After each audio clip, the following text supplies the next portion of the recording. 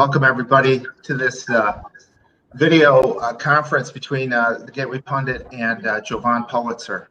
We're happy you're here. We're going to share a lot of incredible information today from different angles. We just want to say one quick word about Jovan. He's been someone that we discovered months ago, and his strategy to jump into and to look and audit basically all these crazy elections across the country for the presidential election.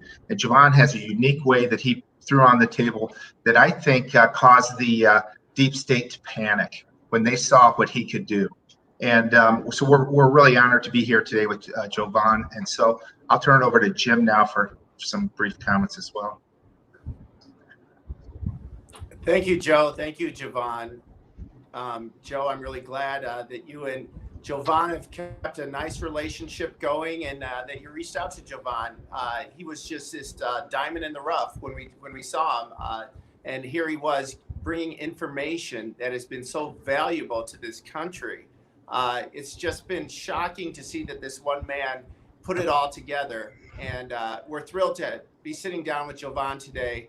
And I also would like to say, Joe, it's been a real joy working with you. Joe's my twin brother, as most people know, and he's an auditor, worked in Hong Kong and did audits all over East Asia.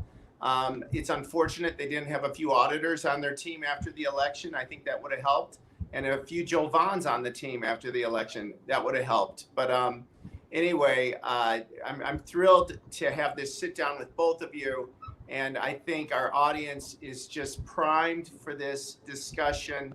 There's so much going on, and we're really at an apex right now with where the developments are with the audits, with other states coming into Arizona, looking at the audit process. So, Jovan, thank you so much for giving us a little bit of your time today.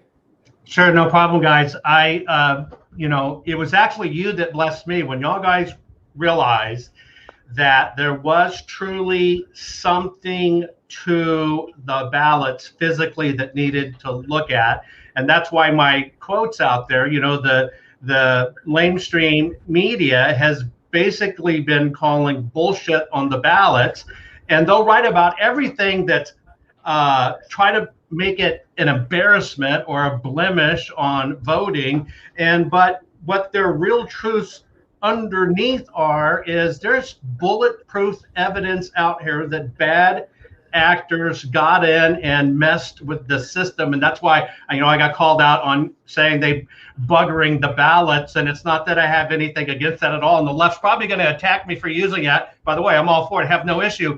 It's you don't screw the people. If you're a politician, you don't have that right, regardless of what side you're on. And that's what upset me. I'm glad that you guys have been reporting on it. Great. Terrific. Well, today we had a couple of reports. One report, Jovan, that I shared with you earlier was just the fact that it really seems like this process has been really put together in Arizona in a manner that we are going to be able to identify these various things that you've pointed out previously, and we'll give you a chance to talk about those here in a minute. Within the ballots, what is so unique about the ballots?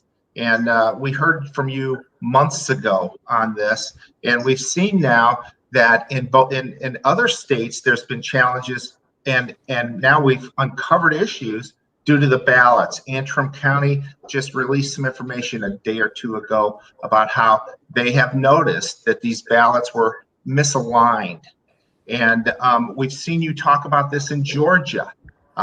When you were in front of the Senate there, talking about how these ballots are misaligned. And then we recalled how this is how you're looking at things. Well, not necessarily you, but the auditors are looking at things in Arizona. They're looking at the various characteristics of those ballots, not just the paper and ink and folds, but also how are these ballots aligned. And so it looks like Arizona's setting itself up excellent to be able to really delve into and look and study these various ballots based on those characteristics. So I don't know, Jim, do you have any additional thoughts on that? But I'm anxious to hear what Jovan says about it. I think there's a lot of questions there, and I just add, and maybe I shouldn't jump onto this, but We also saw in the election, Jovan, as you're well aware, that in Georgia, and this was brought up during your testimony, in Georgia, there were several ballots that appeared to look like they were Xeroxed or something. They were completely, the people were very questioning these certain ballots. We also have a friend who, actually a personal friend of mine, who was an observer in Michigan, saw the same thing with the military ballots there. It appeared like they were Xeroxed. We also saw an instance in Wisconsin where a lot of the ballots appeared the same there too. Almost like, are these really ballots? And, what are we looking at here? Are these authentic ballots or are these frauds? So anyway, we're hoping you can discuss some of these issues. We know that you've talked about it a lot, but we just want to have you maybe tell us your thoughts again and maybe where you think we're at right now in the process. Absolutely, guys.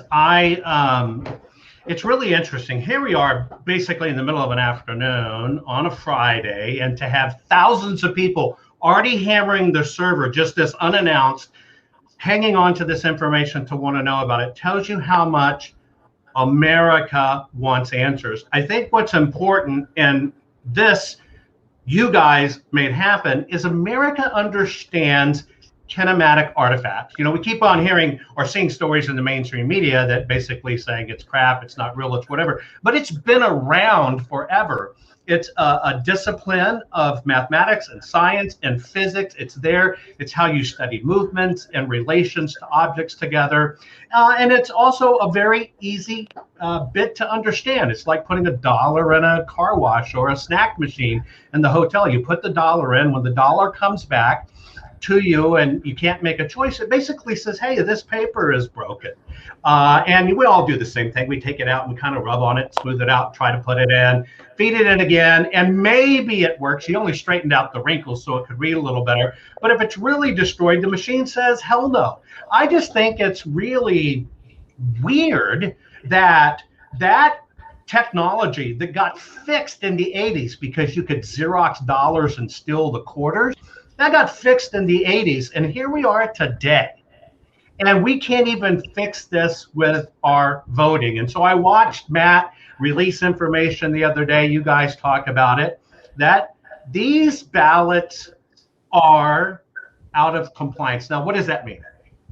That would be, we're sitting in a situation that if you got a bank statement from your bank, and your bank basically said, hey, this is your ballot, and for whatever reason, they don't let you discuss it, or they don't let you talk about it. You want them to, hey, get back to my balance and find out what the hell's going on, right? And these are your ballots. And so if they won't even let you look at, if they would refuse you at your bank looking at your numbers if they made a mistake, you wouldn't stand for it. So why do we stand for it in voting? And these things can be very, very simple. Let me give an example. The example I use, and it was the first one I shared in Georgia, I didn't really explain it a lot to the lawmakers. I had a certain amount of time. But if you look at that little circle plus sign, that's just like going hunting, period. It's a scope. And if you've ever played a shooter game or even hunted in real life, you know that you look through the scope, which is the big circle with the outer marks on it. In that circle, it's got a little bitty plus sign, and that plus sign is exactly where you want to put the bullet. Well, if your gun is not scoped in and calibrated right, two things happen. One, you miss your target. But let's say that for some reason it's 1,000, 1,200% out of compliance to the northeast. Let's just say hypothetically, looking like a compass. Well, not only when you pull the trigger will you not hit your target, you'd probably potentially shoot your neighbor 3.5 miles away. And that's the same thing as these papers, but here's what's interesting. It's not just that they're out of calibration, but what if I told you that when a ballot's printed, everything has a certain cadence and rhythm to it? And one of the important things, and we just learned this in New Hampshire, if that fold goes through the ovids, then it tells the machine, potentially this has been overvote, don't count it, so it throws your vote out. Now they proved that 28% of the ballots have that problem. But here's an interesting thing too. What if I told you, if you combined two little bitty things that you could change the entire outcome of election, and here would be an example. if you printed a miscalibration combined with paper that was too thin, meaning not the legal paper, then let's say you were voting on President Trump on the front, right? And you voted on the back for the judges, but because the calibration was off and the paper was too thin, now you could see through the paper the votes from the backside, and it just happened that that judge vote perfectly lined up with a Biden vote for president. And when the machines read it, it goes, oh, we got 2 votes for president. And then a human gets to decide what you meant. There's 2 votes there. Yes, one's on the back, one's on the front. It bleeds through, but a human gets to decide. I just think that is outrageous. Yeah, Absolutely. Jovan, one thing I noticed and I thought about through this process was with the voting machines, and I'll say the Dominion voting machines, is the fact that once then that ballot gets sent over to adjudication, this ballot that just had this error, then somebody makes a decision on what the proper vote was for. Was it for Biden or was it for Trump, for example? And then that is added to the totals in the process. That's the right. thing that from my experience from doing audits, like Jim said, around the world, been with multiple audit committees, et cetera, I had to talk about all sorts of fraud, financials, et cetera. The thing is that this system is broken because the law states that I believe that at least 2 people, a Republican and a Democrat, should be reviewing this process. At least during the chain of custody process, it should be 1 from each party, right? I agree with that. But the system doesn't allow for that. So the system doesn't tell us who made the final decision on where the ballot goes. When did they make it? And also the system should mandate that it has to be 2 people, 1 person from each party. But the system has none of that built into it. And so my position in a post I wrote before is these machines should not be used until this type of functionality is built into them. So anyways, I think that's something about this adjudication process. Jim, were you going to say something? Oh, no, I think that's great that you're touching on that. So yeah. Maybe Jovan has some comments on that. I think, if I just look at it unbiased, just completely step aside and every possible way there is, and I look at this just as a technologist, right? All I want to do is as a technologist, if I had and could look at everything, and I just want to look at it, and I audited all the individual parts, meaning I looked at, okay, how are ballots printed? How do people go to elections? How do they put their ballots in machines? How do the machines deal with the ballots? How do we count the ballots? How do we audit? How do we deal with it if something's wrong? And that whole process, my gut tells me that our system in the United States of America, and this is really horrible to say, but our system in the United States of America was not designed for transparency and doing it right. It was designed to be broken and to have nefarious things happen to it and nobody question it. That's what I think. But that's true. And yet the functionality that should be there isn't there, but the functionality that we're like, why is that there? It is there. So what are some of those things that you've noticed in the system or through this process that really made you step back and say, wow, I can't believe this? Well, I'm gonna do it like a quiz show, because then it's just asking questions and nobody can really say I gave them the answer or anything else. They make their own decisions. But let me give you an example. I kind of laugh when I look at audits that say, as long as we're within 3 votes or 3%, it's totally fine. One, that befuddles me, as shouldn't it be exact? And so they have these variances, and I don't know why there's variances. I like to deal in absolutes. So let me give you a question. Joe, I'll go with you first. Jim, you answer it second. If compliance in a ballot means you hit a mark 100% right on target, that means in order to come off of those printers and the print master look at it and go, these are right and will work, and somebody signs off and mail those out, you would think the standard should be right on, dead zero, 100% boom. And so let's say you're going to assign an allowable, meaning, okay, if it has to be a 1, then you'll let it go to a 2. That basically means it can be 100% out of compliance, because they're measured in microns. So it can be 1 whole micron out, which makes it 100% out of actual tolerance. What would you set if you were a printer, Joe? What would be your allowable allowance to say, okay, as long as it's within this, we'll allow it? What would be your number? Geez, Jovan, I'm not even sure. I don't know. I'd have to say I don't know. I'm not an expert on that. Not a problem. I'm sorry. Jim, no problem. Jim, would you have a number? Would you allow somebody, okay, as long as you get it at least 50% right, or you can be 1 micron off, which is technically out of legality 100% off. What would you allow your crew? Well, first of all, you'd have to know how big a micron is, which is something Right. we're not very familiar with. So you'd have to know, how, 3, is it 3? Is it 300? What is the number? Right. Because we're talking of a very small unit. So I wouldn't right. know that offhand. But, I am with you, though. Why are they allowing any, deviations at all? It's just stunning to me that they would think 3% ballots are miscounted, and that's fine, and they're just going to move ahead anyway. Because let me give you an example. That's right. Go ahead. We're also looking. Yeah, I was just going to add. We're looking at a lot of states where if the count comes down to where they're like within, 2% or 1% or 0.5% in the totals, the race is that close, they can recount. So if you're saying that you can recount at 0.5%, that has to be within that limit, and yet you're allowing 3% fraudulent ballots or ballots that are misprinted, it doesn't make a lot of sense, does it? Not at all. See, that's why it's interesting. Let me give you an example.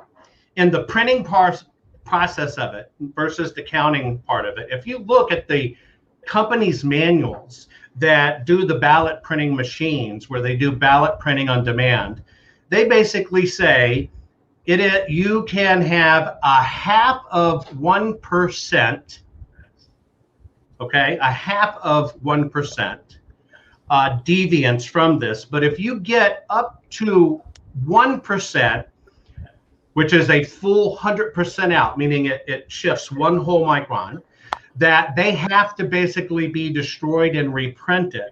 What if I told you in all our pre-audit investigations for these states, we were looking at ballots, and the one I showed in Georgia was 1,300% out of calibration. What that means is you take the allowable, and it not only went the allowable, but did it 130 more times, right? Or excuse me, 13 more times the allowable that was there, and they still let them go. What if I told you I've seen ballots from other states all around just doing preliminary tests, 34,000% out of compliance, or 59,000% out of compliance? Would you think that's okay?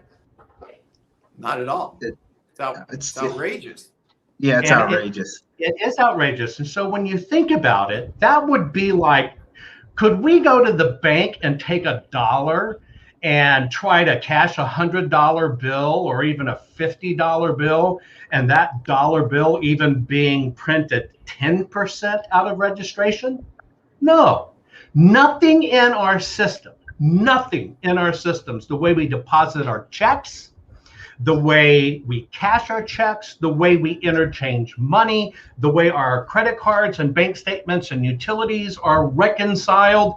There are no such things as allowances. But in our voting system, not only there are lenient allowances, but even if something goes through the system tens of thousands of times over, that's 1,000, 2,000, 5,000, 20,000% out of what it should be, it's still allowed.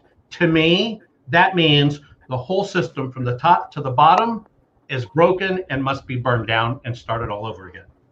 Yeah, amen, Jovan. And one thing I'd add here too is that nobody that we're aware of no one besides you has been looking at this entire piece of the election process. So one thing that we've heard, for example, down in Arizona, is that this audit that's going on there, which I believe is the most transparent audit I've ever seen in my life. I mean, 9 cameras on 24 hours a day.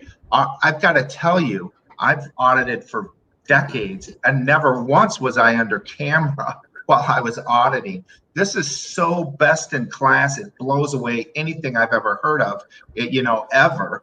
And in addition to that, there's transparency there. The fact is they're looking at ballots. And here's the thing that we haven't seen. We don't see that. We don't see any of the states say they perform these audits after the election. Not one of those audits am I aware of looks at the quality of the paper, et cetera, to determine if it's a real ballot, a legitimate ballot. Not one.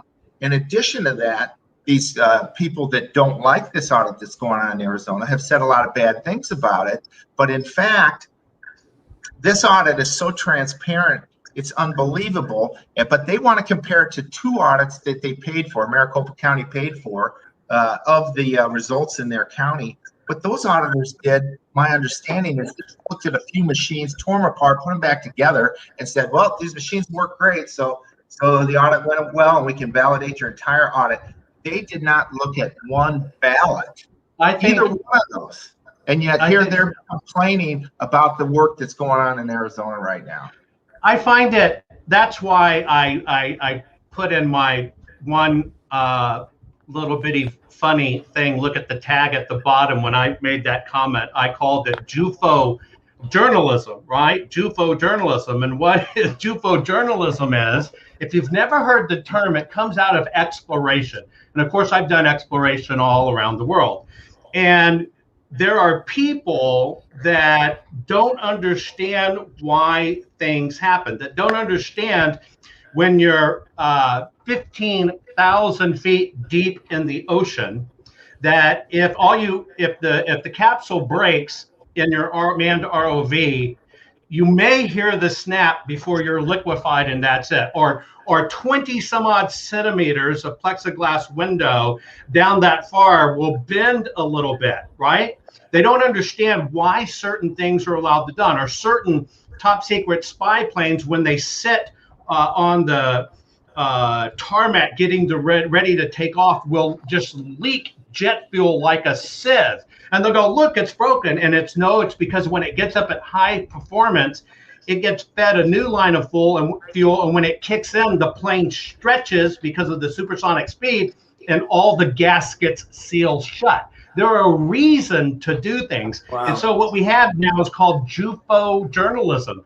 And JUFO stands for, in the exploration field, you're just a fucking observer. JUFO. You don't have a say. You don't know what's going on. You don't have the facts. How can you comment? And what we're seeing today is JUFO journalism.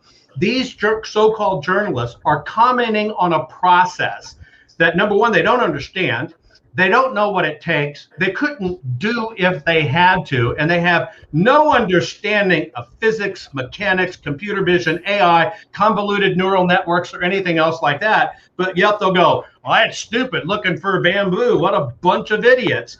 That is JUFO journalism. They've all become comedic puppets to what they believe. And what they don't even understand is they're now slaves of their beliefs, because they can't even get their mind around there's a reason to do certain things certain ways. Wow. That nails it right there. Mm-hmm.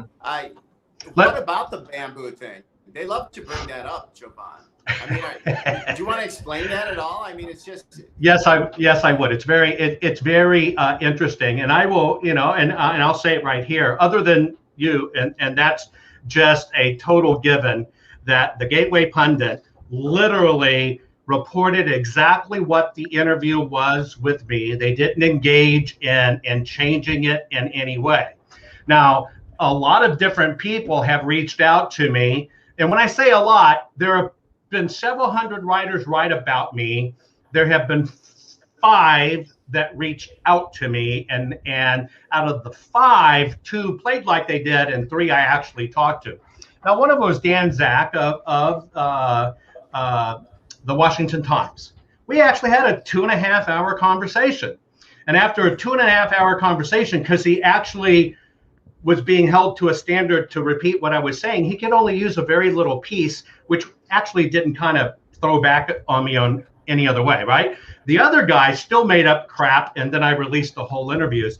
And I just think when it comes to that bamboo thing, it's ironic that they can't understand everything in the world has a pattern. Everything in the world can be ID'd and forensically ID'd.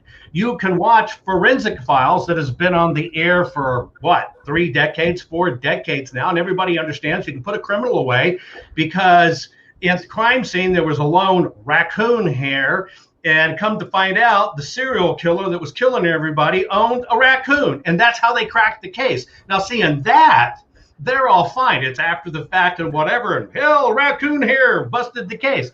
In this case, you have to understand paper 2 has a signature. And it's a very simple process that if bamboo or if paper came out of China, because we don't buy ballot paper, the context of ballot paper from China, okay? They don't play in that space. They don't play in the common paper space in America, meaning like what you get at Office Max, Office Depot, Target, Walmart. They don't play in the cut paper space. They play in the packaging space, okay? And so what happens in China is they don't have the standard wood pulp industry we have here because they deforested a lot of their nation a long time ago. They just don't have it.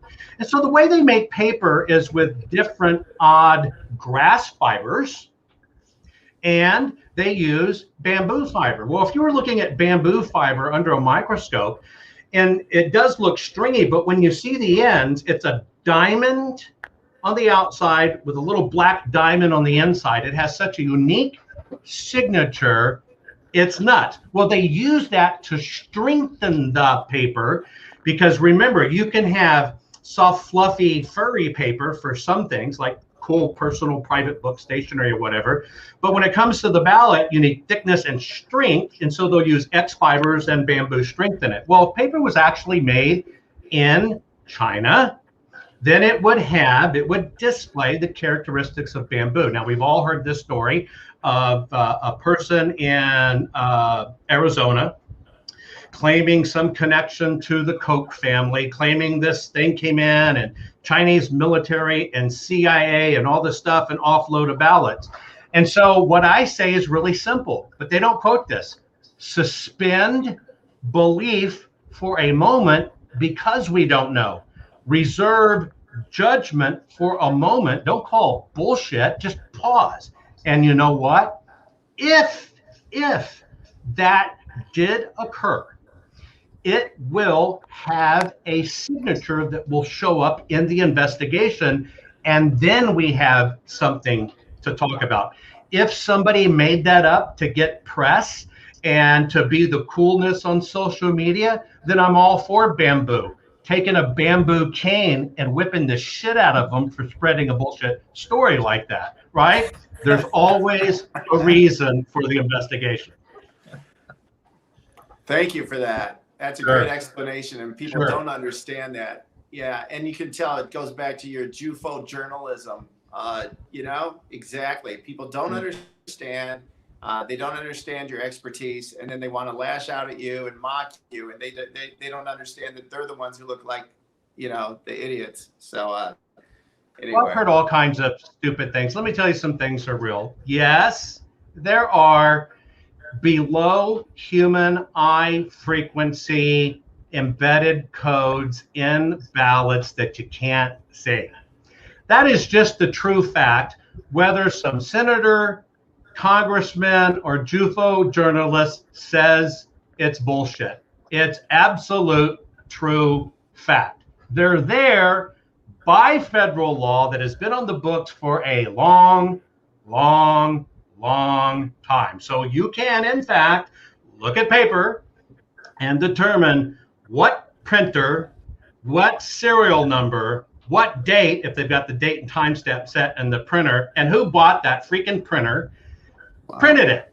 It's totally, absolutely true. And there are standards in ballots. If you don't believe me, you basically go to the companies yourself, look up their manuals. You can find them online. You will find standards for the ballot. They each have their own naming culture. They each have their own unique brightness, whiteness, content. It's achieved by a metal, believe it or not, called titanium. And you can actually detect titanium in the paper, a metal in the paper. Now, it's not the bullshit communicating with satellites that people make up. We've been tracking them all by satellites and seen them. No, you need to take the aluminum off your head and stop chewing aluminum-based glue because your brain's going fried. But yes, there are metals in the ballots. This is what it's really for. It's to brighten it up and make it reflective. But they all have their own little secret formulas. And so it stands to reasons. Let's say if I gave you a state, and the state swears we had one standard that was issued by our Secretary of State, and we have one standard that's our official big badass ballot printer. That's basically two pieces of paper, right? Well, what if all of a sudden you were to audit Alaska, just picking a phony one out there, and they're supposed to have two types of paper and you found 50? Is there a problem? Of course there's a problem. Absolutely. 48 different types of paper that should not be there. And it at least means, hey, somebody's not paying attention to the standards. Let's go back and find out why this occurred. As simple as that. Amen. Yeah. So Joe, Jovan, you were going to talk about a development with Pelosi or something, right? Joe? Pelosi. As far as they're trying to move to get rid of the paper ballots. Is that what you were talking about? Yeah, we mentioned that earlier. We saw that in the HR1, this bill that the Democrats are trying to shove through in Congress for Biden to sign, which will basically make our elections irrelevant. It'll be now in the hands of whoever's the chooser who chooses who's going to win each election. But there was something about the fact that in the past, they already had a draft. Jim mentioned back in 2018, they tried to push it through. And in that draft, they left in paper ballots. But in this latest draft that they've recently passed in Congress, they've removed that. So what do you think about that, Jovan? Well, I find it ironic that I knew something was up October 28th, 2020, which is before the election, but it was Joe Biden and Jimmy Fallon that tipped me off. That's when I really kind of started digging into this stuff, but we won't get into that thing. But Bernie predicted what was going to happen, and I known him to be a politician, never to be an operator on the Psychic Friends Network, and so it basically just kind of shocked the hell out of me. And then I started understanding, hey, what can I look, what can I detect, what can I do to dig into this to find it out? And as I started looking at it, and I started looking at the breaks in the system and how they're broken, I also started looking at the laws. There are rules, right? If we're going down the highway at the wrong speed or cross the double yellow lines when we're not supposed to, we get a ticket. There's penalties. Well, the same thing should happen in voting and everything else. So I started just combining, looking at the rules and what happened and what was going on. And so I understood this landscape. Well, at the same time, when I kind of put this blast out there called kinematic artifacts, because I call it CAD for CADs, a bunch of CADs, we're going to detect them with KADs, kinematic artifact detection. I realized that, man, if we ever dump ballots, we're hosed, right? We're hosed. Talk about being buggered. We get rid of the ballots, we're screwed, period. Because the ballot is the historical artifact. We are in a country that works only because we paid attention to the paper and did it right. Our Declaration of Independence, our Constitution, Bill of Rights, everything, right? It's all about the paper. And now all of a sudden, our country is in this incredible crisis because we decided not to handle the paper right. So what was going on before that was there were laws on the books, being all good environmentalist, everything else, because everything's about social signaling versus what should be really done for the nation. right, is there were laws on the books that were coming and said that the ballots have to be made exclusively with American paper, American sources, and must be 25% recycled paper. And then all of a sudden, I dumped this technology out there and says, great, we can use that to our benefit to check it out. And they re-scrambled and wrote HR1. Now, I gave it to my own name. It's the trans paper issue. That means the people that own the voting machines only feel like it's really paper, but it's really all in electronics. Not true, right? And so they want everything to go electronic. Then there's nothing to audit. Period. And you're not even allowed to look at the machines because they call that proprietary. That's like going to the grocery store, buying your groceries. It's supposed to be $100. Somehow they convince you it's $300. You pay it. You get home. You feel bullied. You get pissed and say they stole $200 from me. And you go back to them and say you stole $200. And they go, prove it. Where's your receipt? Well, you didn't give a receipt. And they go, so, see, there you go. Bye-bye. Go away, nanny, nanny, boo-boo. And you say, well, then I want to look at the machine. I'll show it to you. You say, you can't. It's our machines. You wouldn't accept that. Why are we supposed to accept it in our voting machines? Can't people see how lunatic this stuff is? It's crazy. Yeah, that's stunning. That's a stunning development. And that's something, when did you find this out, Jovan? I mean, most people, I don't think anybody understands that this is happening now. We knew about this HR1, but we had no idea they're getting rid of the paper ballots. It's really interesting. There's so many, it's 514 pages long. And it's all about, let me go back. Here's how you name a shitty voting initiative. And the way you name it is they look in a book and say, okay, this is the shittiest thing we've ever done to Americans. Let's name it the American Incredible Transparency for Protecting Your Vote Act, right? They come up with the opposite of what it is, right? So look at the names first, and you know it's total horseshit, right? And then when you really look at it, you find some really odd things in there. You find that they want to get rid of the paper ballot. They want it all to be on machines. And they even say little token things like they'll give you a receipt. Well, a ballot is a legal binding instrument because the people are voting for somebody in office. It can actually be enforced, ironically, under contract law. Now, if they give you that little receipt and they tell you, well, we gave you who you voted for and you can see it in the Q code. No, you can't, because I can give you the decoding software for Q code. You can pop it and it doesn't say crap. It says a long string of numbers that you can't read. Yes, it has a piece of paper that says these names on it that you think you voted for, but you never know what it is until you can decode that Q code. Oh, by the way, that's a private code on their private database, and it's protected by security. You can't see it. That's our private stuff. So it's horseshit. Or then they say, well, we're going to give you an instant ballot. And the instant ballot is like a little ticker at the gas machine. We never keep them. We've been trained, depending upon how old you are, for decades to throw those bothersome receipts away, right? And they fade in 2 or 3 days. They're nothing. So they want to take away the legal binding effect of it. But then they do other just moronic, demonic undermining of America things. Let me give you an example in this bill. They say in this bill that even though you can't vote till you're 18, you are allowed to register to vote when you turn 16. So you think, okay, well, they want to get people to register to vote early. And so, okay, I'm all for everybody voting. So now here's what we have. They'll let you register at 16 while you're still dialing your hair purple, green, and blue and talking about stupid ass stuff that doesn't matter in real life up until the time you legally vote. Here it is, 18, you can do it. So you got 2 years, right, to take your little mushy mind and get you to vote. Now, here's an interesting thing. Now, let's set that aside. They can register all these kids to vote. It's kind of like that against gun guy who was going to do his kinder, gentler pillow, but ended up getting suffocated with his own pillow idea trying to go against Mike Lindell because he didn't know anything about business. So they got all these kids pumped in the system because they can move them easy.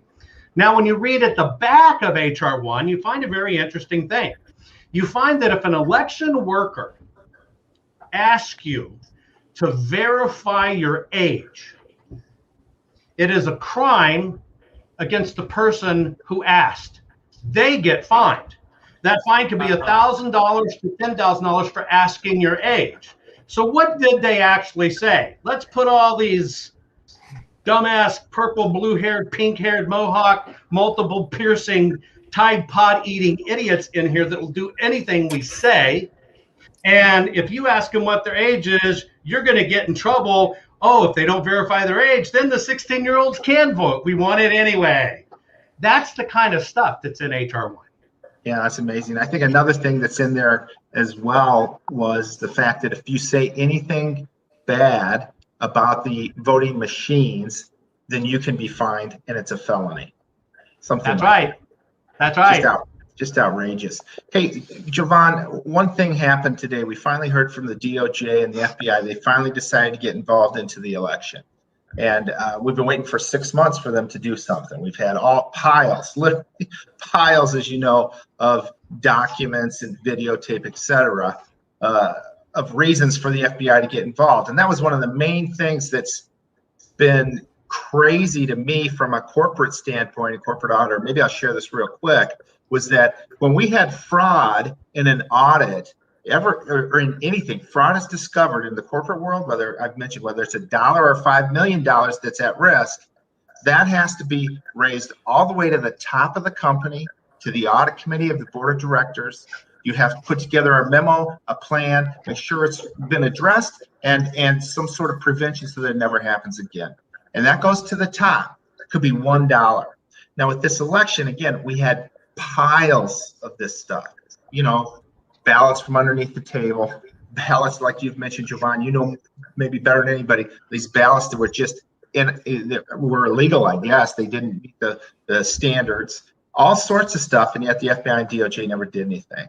Well, today they finally do. They jump in, and the new attorney general says, here's what we're going to do. We're going to look at these audits, and anybody who is involved in the audits, we're going to make sure that they do everything that complies with the voter laws, or there's going to be some real damaging.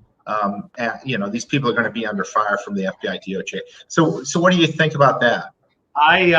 Other than I think it's intimidation, blatantly on the wrong side, right? Remember, the ballots were only perfect because it went one party's way, right? If it was a different outcome, then all the damn ballots were bad. But see, you said it. See, I think this is a game of words. See, you said we've all been waiting for 6 months to get this down and to get the DOJ involved. But the people at the DOJ don't hear right, and they thought you were waiting for 6 months, and nobody's come over from Tibet, especially 6 months, monks, to tell you what happened, right? And so they play these little bullshit word games. And so what they're doing now is, because they know these states are falling like dominoes, and they know that all these senators are going there. Think about it. You got to put it together. Yeah. That you've got representatives and senators going there. There have been 12 states come check out exactly what's happening, how it's happening, what are you really looking for, how does it really work, and all of them collectively go, holy shit, we had no idea. This is incredible. Well, see, the DOJ has heard that. So now the DOJ basically shot a shot across the bow of lawmakers to say, well, we're going to open an investigation into the audits too. Well, see, in the political world, that's a death knell, because all they have to do is say, we're investigating Joe Blow senator today who voted for this audit. It doesn't matter if they lift a finger or do dirt squat, because the opponent in the next election say, you know, Joe Blow, he is under an investigation with the DOJ. Yeah. That is what you saw happened. It is a bully tactic. It is a style. They will make examples out of people. It's appalling. But that's how you know stuff's at stake. Because I basically said to a journalist a while back on an interview, I said, the reality of the world is, if you don't matter, Well, you just don't matter. Now, what that means is, if these guys weren't worried about me or kinematic artifacts or any other that stuff, they would never utter our names. Mm-hmm. It's that simple, because if you don't matter, you just don't matter. The reason they talk about it is because it matters so much that they're terrified. This is a shame. Now, I've told people, if I was to find out that every ballot was legally cast and every ballot was perfect, and that President Biden, and I will say President Biden, I have respect for the office, even though I didn't vote for Obama, I still called him President Obama, didn't badmouth him. I respect the office far more than I respect the individual. I would be the first person to say, here are the findings, here's what it is, it wasn't fine there, and this is legit. I have no embarrassment in that, because in order for me to say that, I'd have to have the absolute facts. And the facts are what the facts are. I'm not in the JUFO business. I'm not just a fucking observer. I'm in the trenches and the crosshairs with a bounty on my head, right? And you better believe I'm going to get the numbers right. And I'll give you an example when you talk about the numbers right. If we were just looking at Arizona alone, and I'm not saying anything that's proprietary, so don't everybody get freaked out, but initial estimates, looking at the data of everything our system does, we will have completed over 2.7 billion individual computations using computer vision, machine learning, and algorithms. And even though there may be 2.1 million ballots, the auditing system looking at it, because it not only looks at it, if it finds it, it has to create a document proof file. You can't just say this was wrong and put it in report. Everybody will attack you. So if here it is, right? Then you have, here's the file, here's the problem, here it is, look at it, here's the photo. It will generate 20 times the visual images that are even looked at by the system. And more important to understand, and this is what people had to understand these states going out to Arizona, and this is what I'll wrap up with. When you understand transparency, which we began, this is the most transparent audit in the world. You look at all these cameras, you can watch it. There is no tape or Wendy's bags or cardboard on the door or fat asses like my aunts and my family standing in front of the window trying to block you, right? And they block you out. It's none of that. It's totally transparent. Right. You can dial in and see it. But more importantly, all that data as it's being collected has a system. The system is in place that even those images as they're created and the boxes are done, a copy of that, the original copy, by the way, goes right back in the ballot box where they're stored, and it's sealed again. And so down the road, if there were ever any questions about it, if you look at my system, I can say, well, Judge, if it pleases the court, let's take a field trip. And the judge will go, where we're going? And I say, well, we'll go back to such and such ballots where we did the ballots, and you're questioning the smart attorney over here, basically called me a fraud, charlatan, dumbass, white, fat, capitalist pig and said I was wrong. But here's my image, Judge, and according to this number, if we go back, I'll show you the box it's in. So let's just play like the judge said that was okay. And we take a field trip to a warehouse in that precinct. I could look at the thousands of boxes there, and I could look at that photo in my evidence file and say, okay, Judge, pull that box right there. And the judge could pull the box.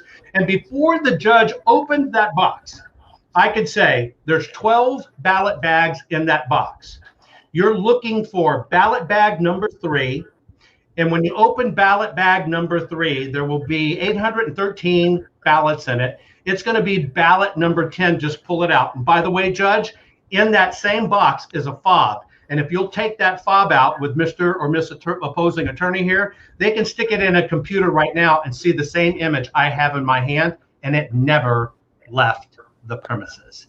That's transparency in audits. And now, are you saying that that is being done right now in Arizona? That's the program. That's great. So maybe as we wrap up here, what's your projection? Can you share with us thoughts on various states, or can you give us your overall opinion on where we're at and what we may find ahead?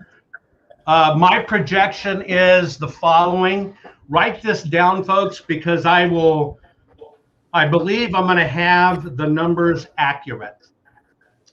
When the final results are released about the audits, let's just say if we were just picking one state, you said Arizona, I predict that 34,230 is going to be the number. 34,230. Now, here's what I'm saying. There's going to be 34,230 absolute fake news bullshit articles written about me saying I lied and it was full of shit. That's my prediction. I think I'm right, I think I'm right within 30. Let me tell you why. There are 34,240 actual journalists in the United States. I think 10 of them I might win, but I think the other 34,230 will basically write reports that I was full of shit. You can bank on those numbers. Well, we won't be on that list. That won't be Joe and me. Yeah. No, we'll see our name. Yeah. So any, we're hearing about thoughts on Wisconsin, Michigan. How about chain of custody? Maybe as we wrap up here, what do you think of chain of custody and how has that impacted these audits at all? You know, I think, first off, you must understand that bending of words is an art. And I've talked about this before where Barr got up and said, we're just not going to sign a special prosecutor because we don't believe there's any evidence there that will change the outcome of the elections. What they're really saying, if the election was lost by 100,000 and someone like me found 99,900 bad ones and came up and said, here it is, I want to look at the rest so I can find the rest, they would say, well, you haven't found enough to change the outcome of the election. And that's how they skirt by it. And so basically this chain of custody stuff kind of works like this. Just like when they say you can't look at the ballots because it'll verify voter privacy. Your name's not on the ballot. Your address is not on the ballot. There's no information about you on the ballot. It's a lie, but everybody's afraid about privacy, right? It's just like, you know, some actress that's regurgitating meat tard saying these votes are trying to limit your voting rights and it's suppressing, and I'm an actress and I got to tell you how smart I am. No, you're a freaking idiot because you don't even know the facts. And so what they do is they bend these words and do these words like this. And so when it comes to compliance, all of the compliance is handled from top to bottom. So I can tell you in any process, when those ballots are picked up, everything is photographed and videotaped in real time. If those ballots are moved, it's being videotaped the whole time, and you can account for where it is and when it's unloaded. And so in the real world of chain of custody, when you go to pick up 100 pallets of ballots, right? You got photographs and videos. And when you find out that 20 of those ballots, and I'm making this up just to give you an illustration purposes only, if you got 100 pallets and 20 of those ballots for some reason weren't shrink wrapped and all the boxes weren't sealed, right? Then you have what's called a chain of custody problem, meaning somebody got into these damn ballots that weren't supposed to. Well, if you're a dumbass doing audits, you just go pick up the ballots because they allowed you to do it. If you're smart, everything's documented, everything's on video, and right when it happens, you tell the people you're picking up from, well, pallet, this, and this, why is it not shrink wrapped and every seal's broke and the lids are off? And oh, by the way, you say this is a box of ballots and we open the lid here, there's not a single freaking piece of paper in it. You document all that stuff. If you can, you get them to sign on it. By that time, they're running out, vomiting, lawyering up, but you still get it documented and then you move them. What they hope for is stupid idiots scramble, run, short timelines, got to do it quick, got to do it now because we have the advanced, transsexual cricket fest coming up and we got to move these things. And you don't do your homework and you get stuck with it and they go, oh, they opened them, they did this, they whatever, see, chain of compliance. They prepare for every event possible, and believe me, you could get to the end of this just like if there was an empty ballot box and you're going to find out that was the trans paper box and they actually just vibrate in a different spectrum than all of us and we can't see them, but they're really there. They'll write that into law to make it work. Yeah. Yeah, it's outrageous. The same people who lock the doors and put up cardboard and pizza boxes on the windows are complaining about these same issues today. It's really just outrageous.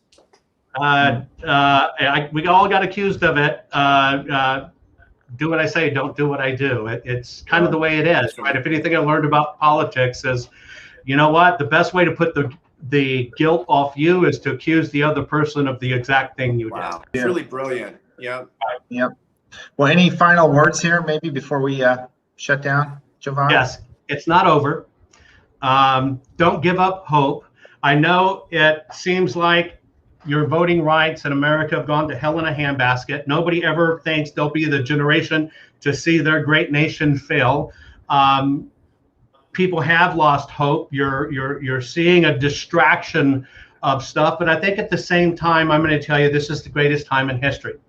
I really mean that, folks, and I'm going to explain it just like I said at the conference a while back. This is the greatest time in history because every one of us that are watching this right now, and it was ordained for us to be here, right? It was absolutely ordained for us to be here. If you don't believe it, you already beat a foot race of 15 billion other sperm to the egg, so I can prove you were chosen to be here. But aside from that, is if this didn't happen, and it didn't happen in this incredible, controversial, horrible, in-your-face, screw you, we don't care about you, this is our system, you're our puppets way, we would have been oblivious.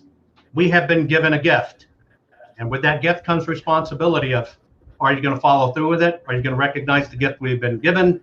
And are you going to stand up and have your rights counted? Or are you just going to roll over? And if you're one of these people that say, I'm not going to vote because it doesn't matter, two things. Go to the other side, start learning to speak Chinese. I don't want to talk to you again. Right. Jim, any final thoughts? I just think I want to thank Jovan for sharing his brilliance with us for 57 minutes. And please stay in touch and let us know when there's updates that we really need to report on.